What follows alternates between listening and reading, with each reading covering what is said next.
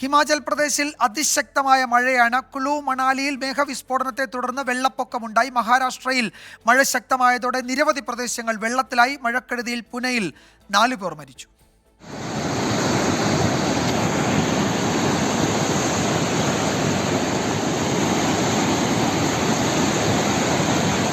കുളുവിലെ അഞ്ജലി മഹാദേവ മേഖലയിലാണ് മേഘവിസ്ഫോടനം ഉണ്ടായത്. വെള്ളപ്പൊക്കത്തെ തുടർന്ന് ദേശീയപാത അടച്ചു.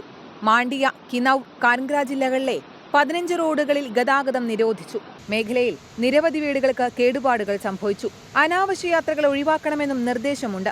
ശക്തമായ മഴയിൽ വിവിധ മേഖലകളിൽ വൈദ്യുതി വിതരണം മുടങ്ങി. ഹിമാചലിൽ ഇന്ന് യെല്ലോ അലർട്ടാണ്.